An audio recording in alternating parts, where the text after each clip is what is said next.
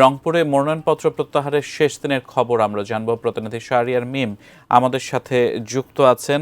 শাহরিয়ার মিম, আপনার কাছ থেকে জানতে চাই, রিটার্নিং কর্মকর্তার পক্ষ থেকে কোনো ব্রিফিং বিকেল 5টার পর করা হয়েছে কিনা?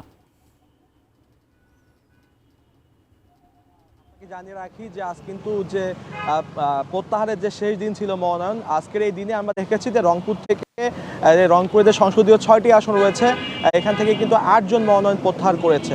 আপনাকে একটু জানাতে চাই যে প্রথম দিকে রংপুর ডিসি অফিস থেকে যে রিটার্নিং কর্মকর্তার কার্যালয় থেকে 44 তাদের যে এরপরে আসলে 8 জনের মনোনয়ন হাইকোর্ট এবং আসলে বিভিন্ন মাধ্যম থেকে তারা মনোনয়ন বৈধ হয়েছিল, এবং এরপরে কিন্তু আজকে যে মনোনয়ন প্রত্যাহারের শেষ দিনে 8 জন তাদের মনোনয়ন প্রত্যাহার করে নেয়।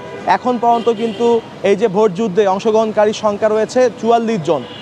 এর মধ্যে যারা মনোনয়ন যারা আজকে প্রত্যাহার করেছে তার মধ্যে রংপুর 1 গঙ্গাচড়া আসন থেকে এনসিপির প্রার্থী এবং বাংলাদেশ খেলাফত মজলিসের প্রার্থী এবং সেই সাথে গণ অধিকার পরিষদের প্রার্থী তারা রয়েছেন, এবং অন্য থেকে বাংলাদেশ খেলাফত মজলিসের যারা প্রার্থীরা রয়েছেন তারা কিন্তু তাদের মনোনয়ন প্রত্যাহার করে নিয়েছেন।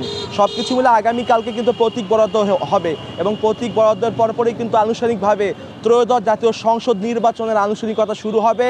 পুরো রংপুর কিন্তু এই ভোটের যে আবহ সেটি কিন্তু রংপুর জুড়ে বইছে। ত্রয়োদশ জাতীয়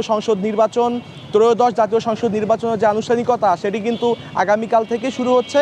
আজ এখন পর্যন্ত আমার কাছে রিটার্নিং কর্মকর্তার কার্যালয় থেকে এটাই ছিল শেষ খবর যে 8 জন মনোনয়ন তাদের প্রত্যাহার করে নিয়েছে। সিয়াম।